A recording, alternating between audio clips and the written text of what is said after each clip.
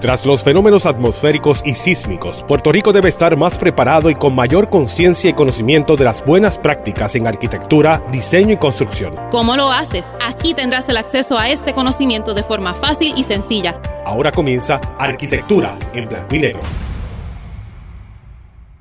Saludos a todos y todas aquellos que nos escuchan. Yo soy el arquitecto Luis Vadillo Lozano, decano de la Escuela de Arquitectura y Diseño de la Pontificia Universidad Católica de Puerto Rico, y estoy con ustedes, como todas las semanas, hablando de arquitectura, deseándoles a todos que se encuentren bien y en salud, y recordándoles que Dios nunca nos abandona. Como siempre les digo, ustedes no han vivido ni vivirán un solo día sin arquitectura. Estamos siempre rodeados, protegidos y acompañados por arquitectura, y así será por el resto de nuestras vidas. En este programa se une a nosotros nuevamente nuestro comoderador y coordinador de la Unidad de Historia y Teoría, el arquitecto Jesús Meléndez Vázquez. Saludos, Jesús. Saludos, decano, un placer. Jesús, retornamos al tema de la situación de la arquitectura a comienzos del siglo XXI. Estamos a comienzos del siglo XXI. Apenas hemos empezado estamos en los principios de la tercera década del siglo XXI y nos apoyamos en ese análisis, en este libro tan interesante que editaron los arquitectos Bernard Tschumi y Irene Shen, debiera decir. Hoy entramos en el tema que ellos titulan en ese libro, siguiendo el libro, hoy entramos en el tema que ellos titulan Estética y Urbanismo, o la estética y el urbanismo.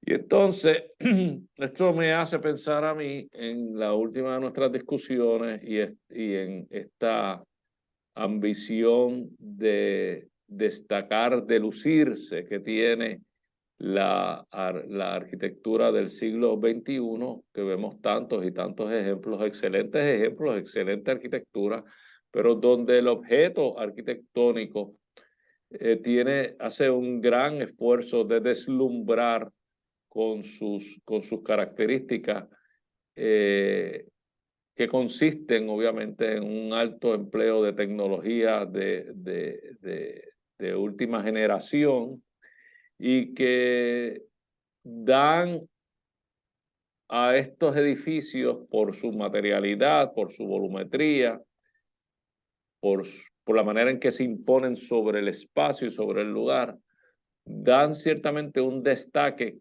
al que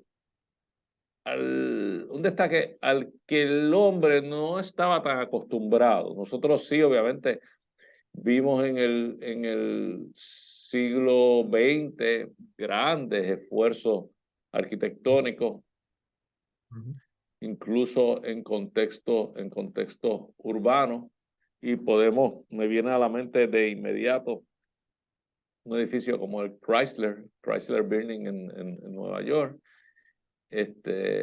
un gran desarrollo como lo es el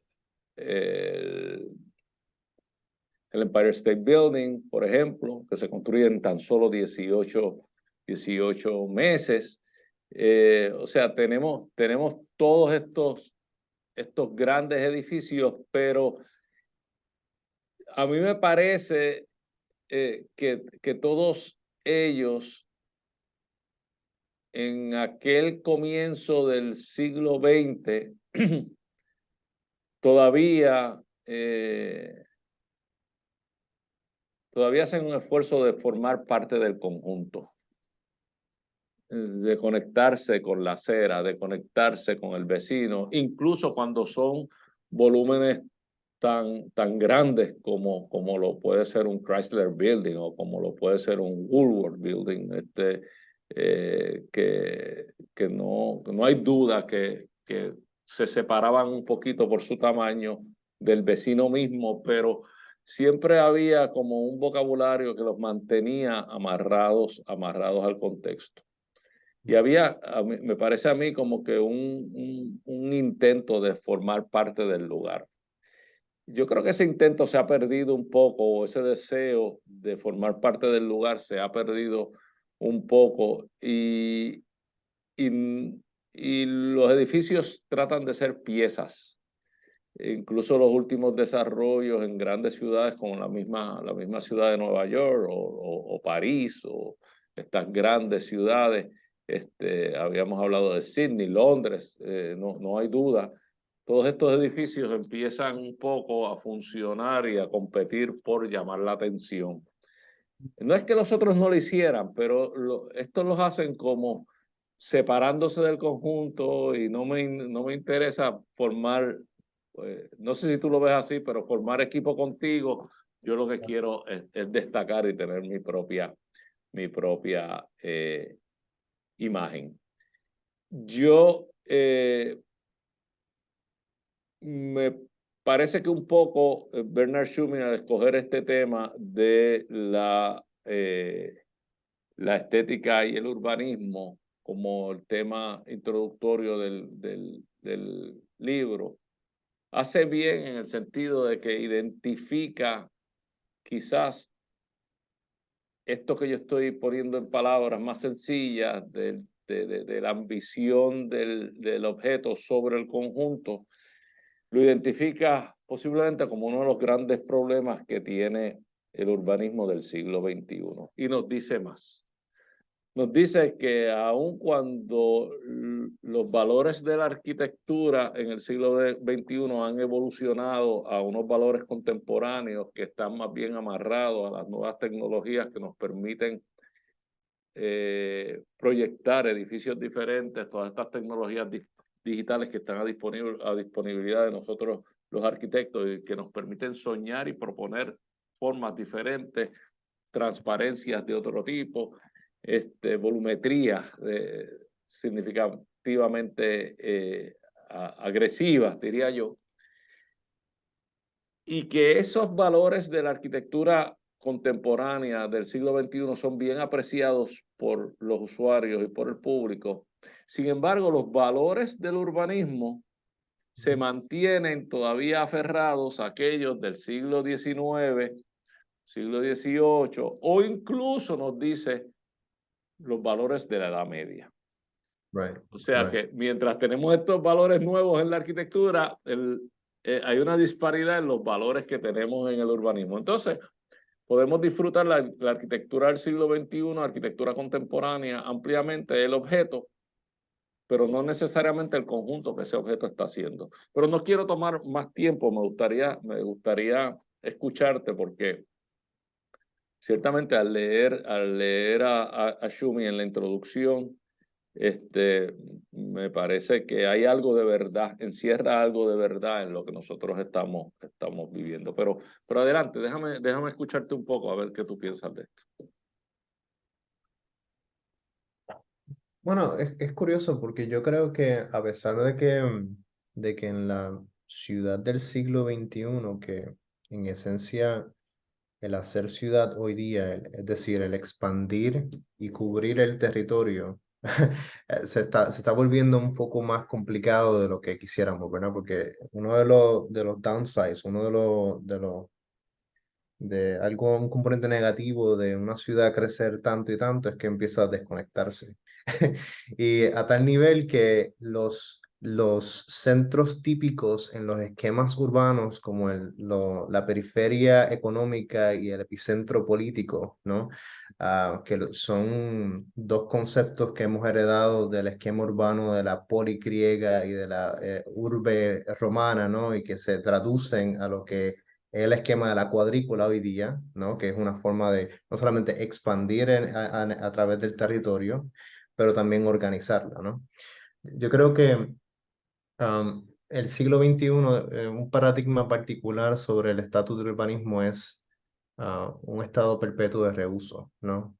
O el ser tan retroactivo en el sentido de que estamos atrapados en este loop constante de tratar de modificar lo ya existente, ¿verdad?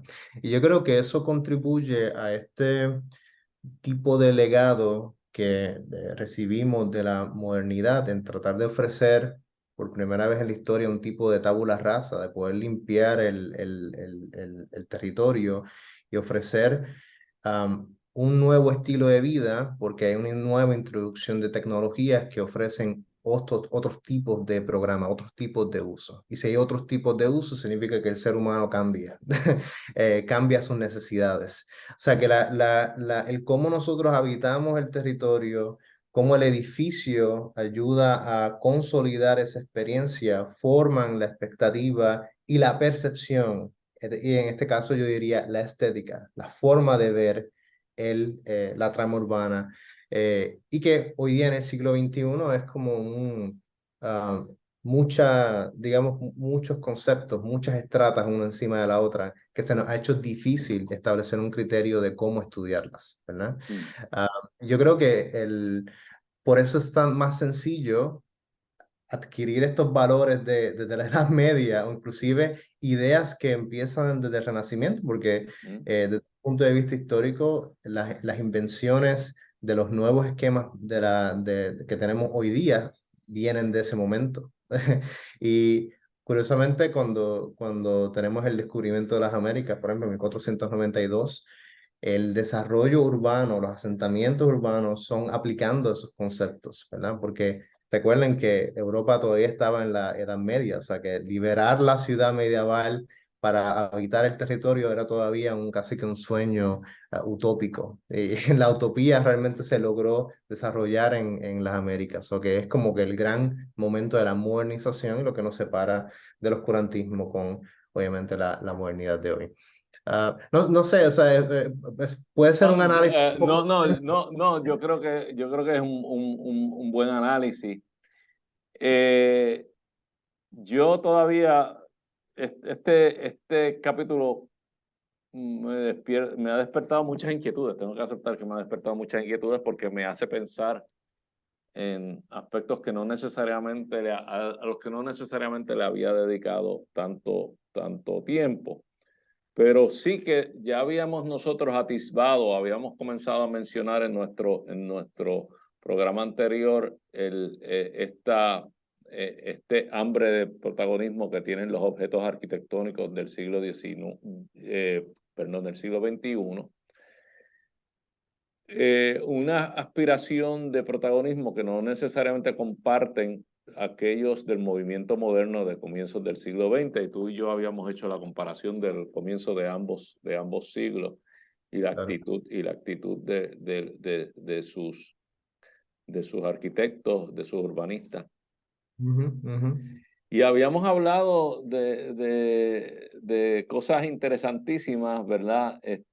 Cuando nosotros decíamos que en este siglo XXI, pues no había tanta teoría, no había tanto postulado, ¿te acuerdas? Que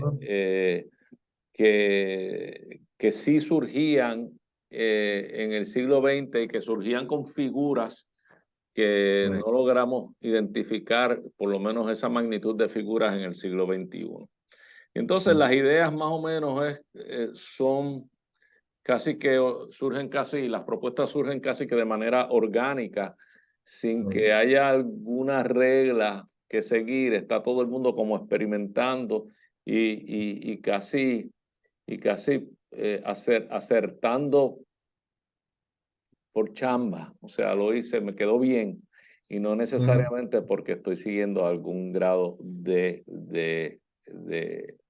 o algún tipo de regla, o estoy siendo en algún aspecto riguroso con mi quehacer de la arquitectura. Bueno, pero para dejar eso a un lado, ciertamente esta deslumbrante magnificencia de la arquitectura del siglo XXI quizás obliga o estimula al arquitecto y al dueño del edificio que busca imagen y que busque imagen en ese edificio que está encargando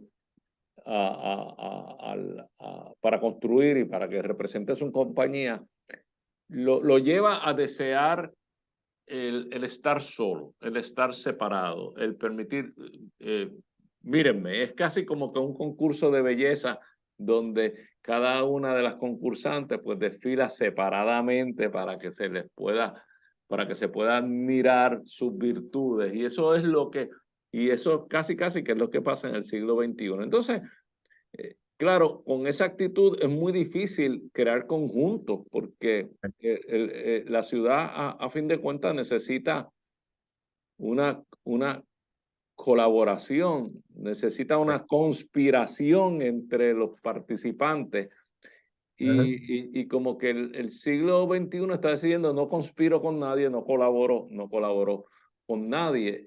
Cuando tú tienes una gran inversión, una impresionante inversión, como lo fue el Rockefeller Center en el medio de Nueva York. De todas maneras, el Rockefeller Center, que coge un bloque, un super bloque de la ciudad, conspira con el resto de la ciudad, se integra y aporta al resto de la ciudad y aporta muchos de los grandes espacios que hoy día tiene la ciudad de Nueva York, gracias a una intervención gigante, impresionante, no hay duda que buscó protagonismo, pero buscó protagonismo integrándose.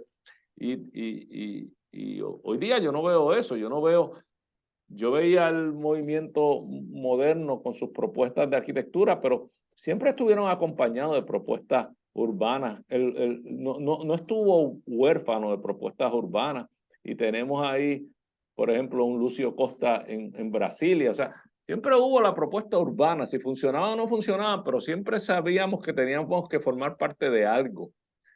Y hoy en día como que yo no lo veo. No sé cómo tú te sientes, pero yo no veo eso. No sé si... Sí, sí, yo creo que casi que el estatus del edificio arquitectónico, por ejemplo, se ha convertido en este satélite, ¿no? Que está sedentario, ¿no? En la ciudad, pero que eh, pues se podría hacer un ejercicio tan sencillo como, claro, en términos de dibujo, representación, eh, poner una casa de música, por ejemplo, de Ren Koolhaas y ponerlo en el espacio. Ajá, exacto. Y aún así funciona, ¿entiendes? Porque tiene su propia retroalimentación, ¿no? Es su propio mundo. Y creo que esa necesidad de desarrollar microepicentros, ¿no? O que el edificio ya no, o que la idea del nodo inclusive, ¿verdad? Puntos focales en que se dan en la ciudad, ahora se están dando dentro del paradigma del espacio arquitectónico, ¿no? En el edificio.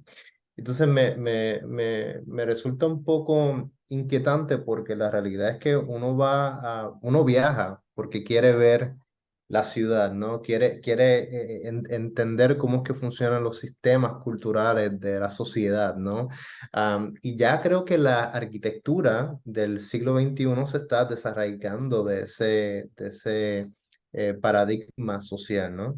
Inclusive el programa que tenemos aquí, o sea, ya con la introducción de tecnologías digitales, casi que el territorio se desmaterializa y el territorio es digital, ya no es necesario estar en un espacio para compartir ideas. Eso es uno de los, digamos, de los síntomas o de las características de esta realidad del siglo XXI que modifica, realmente va a modificar cómo producimos arquitectura y cómo nos relacionamos al territorio. O sea, la pregunta es, ¿necesitamos territorio para existir y para vivir? Esa yo creo que es una pregunta que podemos contestar en la segunda mitad del programa.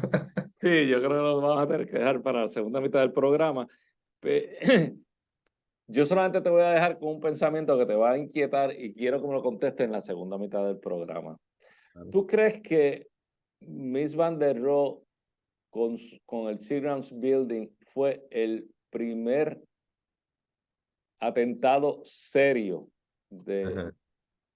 del sentido de conjunto de ciudades, de esa confabulación que yo digo que esa conspiración que tiene que existir entre los vecinos?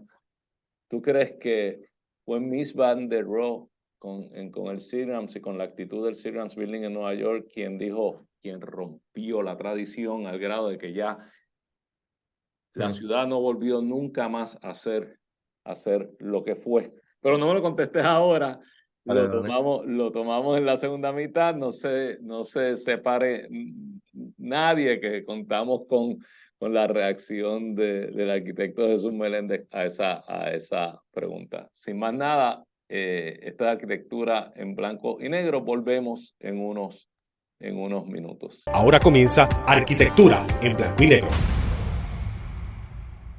Amigos, aquí de regreso, yo soy el arquitecto Luis Vadillo Lozano, decano de la Escuela de Arquitectura y Diseño de la Pontificia Universidad Católica de Puerto Rico, y esto es Arquitectura en blanco y negro. Les invitamos a que nos busquen en YouTube bajo el mismo nombre, Arquitectura en blanco y negro, donde todas las semanas habremos de compartirles nuevo contenido. En este programa compartiremos con ustedes conocimientos de esta bella profesión de la arquitectura, aquellos que les sirvan para evaluar, observar, saber exigir y saber apreciar la buena arquitectura. Continúa conmigo nuestro comoderador y coordinador de la Unidad de Historia y Teoría, el arquitecto Jesús Meléndez Vázquez. Jesús, nos habíamos quedado en una pregunta que no sé cómo la recibiste, si la sentiste demasiado muy agresiva, pero como estábamos hablando en términos de cuál es el estado de la arquitectura, estamos hablando de cuál es el estado de la arquitectura a comienzos del siglo XXI y cómo las tendencias de la arquitectura para el comienzo del siglo XXI, esta arquitectura que con tanto afán de protagonismo ha impactado o ha incidido quizás en lo que es el urbanismo, el contexto donde ocurre esta arquitectura, a grado tal de que no hay una postura clara durante el siglo XXI de cómo debe ser nuestra ciudad. Y mencionamos que aunque el siglo XX hizo grandes cambios sobre lo que es la proyección de la arquitectura, lo que debía ser un objeto arquitectónico en términos de su materialidad y de su forma, e incluso de la relación entre sus espacios. Pero en el siglo XX, a principios del siglo XX, toda esa arquitectura venía acompañada también de unos postulados de urbanismo que quedaron claramente establecidos particular por muchas personas, y quizás el que más nosotros hemos discutido aquí es Le Corbusier, pero que hay grandes ejemplos, como mencionamos ya en la primera mitad, como es el de Brasilia por Lucio Costa. O sea que eso en el siglo XX, la arquitectura y el urbanismo siempre funcionaron dentro de un ámbito teórico muy similar donde uno acompañaba al otro. Y en el siglo XXI como que no vemos eso, ¿verdad? Eso no lo vemos. Hablábamos de que aún grandes obras en el del siglo XX, impresionantes obras como es el Rockefeller Center en Nueva York, confabulaban y formaban parte de lo que era la ciudad del momento y aportaron y aportan todavía grandes espacios que son experiencias de ciudad que todos aquellos que lo hemos conocido pues se nos queda en la memoria. Todavía es una gran tradición el árbol de Navidad de Rockefeller Center, que queda en este magnífico espacio, uno de los grandes espacios de la humanidad, que es esa especie de courtyard con la pista de patinaje abajo y demás. Y es una aportación de la arquitectura de uno de los grandes proyectos del siglo XX. Sin embargo, el siglo XXI hay inmensos proyectos, pero no buscan, no intentan jugar ese papel de conjunto que sí se intentaba en estos proyectos del siglo XX. Y ahí se quedó mi pregunta. Yo te dije, buscando dónde fueron los orígenes de este cambio de actitud, yo te hice una pregunta que espero puedas reaccionar a ella. Si todo este despegue o toda esta desconexión de las reglas urbanas a las que todos, admitimos, todos apreciamos, porque empezamos por ahí, que nuestros parámetros, los parámetros urbanos que apreciamos todavía son aquellos del siglo XIX, del siglo XVIII, incluso del medioevo. Sin embargo, hay un objeto que se diseñado por Mies van der Rohe en los años 50, que es el Seagrams Building en Nueva York, que rompió con todos los esquemas, se retiró del frente, cumplió con unas reglas de ciudad de una manera creativa, creó un hueco, creó casi que una mella en la ciudad, y lo que hizo fue destacar el objeto sobre el conjunto, tú sabes. Eso fue el gran gesto del Seagrams Building, que luego se ha venido repitiendo y repitiendo y repitiendo, y quizás no nos impresiona tanto, pero que todos sabemos que en ese momento fue ciertamente revolucionario. Y esta fue mi pregunta, ¿es ese el momento que podemos señalar como el rompimiento con las reglas del urbanismo según lo conocíamos hasta el momento? Yo diría que sí, porque es como la observación que tú haces. Él no necesariamente rompe las reglas, él utiliza las reglas a su favor, pero para poder anteponer una estética o parte de una ideología de diseño, ¿no? Que es típica de la arquitectura de la modernidad. Sí, perdóname que le interrumpa tan rápido. Para aquellos que nos escuchan, habían una parte de la reglamentación, las ordenanzas de la ciudad de Nueva York para lograr que entrara la luz a las avenidas con estos edificios tan altos, era que los edificios, según iban subiendo en altura, tenían que ir retranqueando, de manera de que el cono de luz se permitiera entrar en la luz solar hasta la calle. Y entonces eso fue lo que creó esta forma tan particular tipo ziggurat de los edificios que vemos en Manhattan, en Nueva York. Entonces, Mies van der Rohe dijo, no, yo no me voy a ir retranqueando, yo me voy a ir a la parte más atrás que puedo y voy a coger la altura que me permiten, y entonces voy a despejar todo el frente. Y entonces dejó este gran hueco, una maravilla de espacio, pero que ciertamente rompió con las reglas. Pero adelante. Exacto. Y yo creo que curiosamente ese gesto que no está en contra, setback, ¿verdad? Pues yo creo que el setback es un tercio de la proporción total, ¿no? De la parcela, del site donde está el Seagram. Ciertamente creo que el gesto supone una gran mejoría, ¿no? A ofrecer un espacio público, es decir, que ya la acera, si lo consideramos como un sistema de infraestructura de la ciudad, tan amarrada al urbanismo, de momento ese espacio se convierte en un espacio público para recibir, ¿no?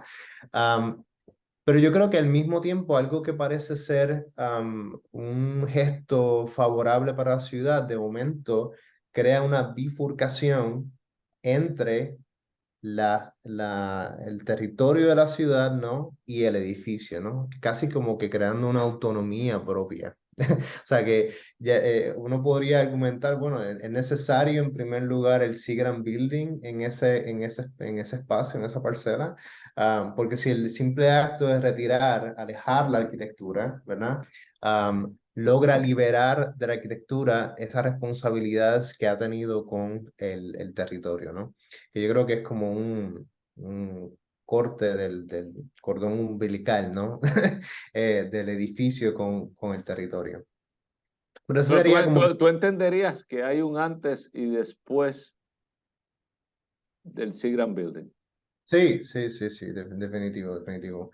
Sí, porque también tienes otros edificios como el edificio de las Naciones Unidas, que también está retirado y no participa de la ciudad, ¿no? Que también Le Corbusier estaba involucrado en ese proyecto, como también Oscar Niemeyer. So,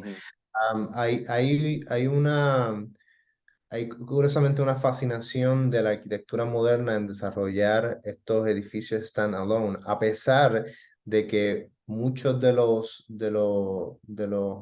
componentes teóricos no era como que cambiar el legado de cómo entendemos la ciudad. Yo creo que esto ha sido por otros vectores que modifican el rol del arquitecto y la producción de su obra, ¿verdad? O sea que Y, y, y sí, o sea, esa sería como que mi reacción inicial. Pero yo creo que después de 1958, que es el momento en donde se construye el Seagram Building, la actitud hacia el edificio con el urbanismo cambia, modifica, y por lo tanto modifica el concepto de estética, que yo creo que es Claro, uno. si el Seagram Building o la actitud del Seagram Building hubiese quedado como la perla en la concha, como único, Right, esta única ocasión, ¿verdad? Pero fue tan exitoso que se viralizó. right, exacto. Entonces, al viralizarlo, pues impactó el urbanismo tal y como lo conocíamos hasta Right. entonces. Sin embargo, no, todavía yo estoy de acuerdo contigo, no rompe completamente con la ciudad, trata de jugar, reinterpretar las reglas de ciudad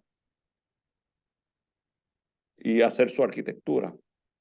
Right. ¿Cuál es la diferencia que tú dirías entonces todavía que hay entre estos grandes proyectos de la arquitectura del siglo XXI que son tan self-contained y tan imponentes vamos a seguir utilizando con un edificio como el Seagram Building? Ujú. ¿Cuál es la diferencia, si hay una diferencia cualitativa y cuantitativa entre las propuestas del siglo XXI y todavía esa propuesta del 58 que no llega a ser lo que hace la arquitectura del siglo XXI? ¿Cuál tú dirías que es la diferencia? Yo creo que el edificio del siglo XXI es casi como un mundo en sí mismo, ¿no? Porque estoy seguro que si tú vas al Seagram Building, como quiera tienes que salir del edificio. O ¿Cómo sea, que tienes que decir? no hay una necesidad, o al menos la arquitectura del siglo XXI, por alguna razón, no, yo creo que el libro intenta contestar, se ha adjudicado unas responsabilidades que no necesariamente deberían ser, ¿verdad? Y yo creo que Mies, a pesar de que logra con las reglas de la ciudad ofrecer una alternativa que mantiene el status quo de una estética de la nueva modernidad que se está desarrollando, no desarrollando, ya está presente a mediados del siglo XX, entiende que el edificio responde a una necesidad primaria, ¿no? O sea, yo creo que hay una comparación que hace un arquitecto japonés que se llama Fujimoto, que Mies es como una partitura cuyos pentagramas permiten que la vida entre y salga, ¿no? O que la música entre y salga. Y por eso es muy interesante que la arquitectura de Mies hay un énfasis en la estructura porque él permite que la ciudad o la vida entre y salga, ¿no? La arquitectura contemporánea de hoy, no, la vida se quiere contener hasta que decidas quedarte ahí por siempre. Sí, es curioso esto, esta búsqueda de la arquitectura del siglo XXI, que lo acompaña a una gran capacidad tecnológica que tenemos en el siglo XXI, que no lo tenía Mies en los años 50, y es la capacidad de resolver todo, Right. todo. Y te mencionaba yo en el intermedio la experiencia que yo tuve al participar de una convención en el McCormick Center en Chicago, para aquellos que nos escuchan que quizás no están tan relacionados. El McCormick Center es el centro de convenciones de Chicago y por mucho tiempo fue el centro de convenciones más grande del mundo. No sé, yo supongo que Las Vegas tendrá algo más grande, porque Las Vegas siempre tiene como, y quizás Orlando, pero ciertamente el McCormick Center está revestido de lo impactante que es la ciudad de Chicago, y es inmenso. Tiene hoteles y tiene restaurantes de todo tipo. Y te comentaba yo de que uno literalmente podía ir a la convención, Ujú. te podías hospedar en el McCormick Center, te podías desayunar en el McCormick Center, Right. podías cenar, almorzar a los niveles que tú quisieras, podías incluso tomar el tren hasta el aeropuerto sin necesariamente tocar la acera. O sea que Chicago no hace falta para sobrevivir, si tú vas a una convención en Chicago, porque el McCormick Center te va a suplir de todo, incluso de tiendas, de amenidades, de cines, teatros, etcétera, etcétera, etcétera. Y eso hace que obviamente pues la ciudad queda ignorada porque el objeto te lo está resolviendo todo. O sea que aún con una ciudad tan fabulosa como Chicago, tú no tienes que participar de la ciudad si tú no lo deseas. ¿Qué es lo que tú deseas? Que todavía el Citizens Building cuenta con esa conspiración de la ciudad, con ese apoyo de la ciudad, que ya el siglo XXI produce arquitectura que no necesita del apoyo, que puede ser casi que una nave espacial, ¿verdad? Separada de todo su contexto. ¿Qué tú crees de eso? Am, sí, yo estoy de acuerdo. Yo creo que uno de los cuatro componentes que hace un gran acierto a la lectura, en donde el estatus del urbano es afectado particularmente en la infraestructura, ¿verdad? O sea, el estatus de la acera, de la calle, ¿no? Que une la ciudad y crea la trama urbana, como que ya se empieza a cuestionar si es necesaria del todo o relevante. La facilidad ahora de exagerar un poco las diferencias culturales. Yo creo que antes habíamos llegado a un punto en la historia donde la ciudad era digamos, una representación de la cultura, ¿no? Y había una noción de una práctica cultural homogénea. Ya hoy día no es así. O sea, ya tú sabes, la producción de etnoburbias, ¿verdad? Que son tipo asentamientos urbanos que reflejan un carácter cultural que no es propio del lugar, ¿no? Por ejemplo, Chinatown es un ejemplo de eso. O sea que y eso están ya hasta creciendo más aún porque tal vez hay una insatisfacción del estatus del urbanismo y el rol en nuestras vidas. Y claro, se está incentivando mucho el sprawl, ¿verdad? El desparramiento urbano. Claro, si el edificio cumple todas las responsabilidades, puede estar actuando de manera independiente, eso que puede estar creciendo y creciendo y creciendo como...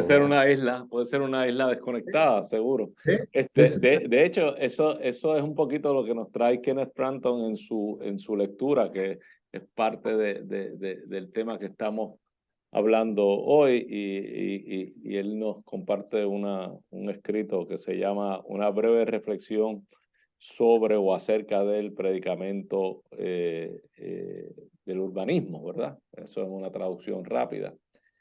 Para aquellos de ustedes que nos están escuchando, Kenneth Frampton, que tiene más de 90 años ya, Kenneth Frampton, tiene 90 y pico de años, es uno de los grandes historiadores y críticos de la arquitectura moderna, graduado de Columbia y profesor de Columbia University por muchos años, por 50 y pico de años.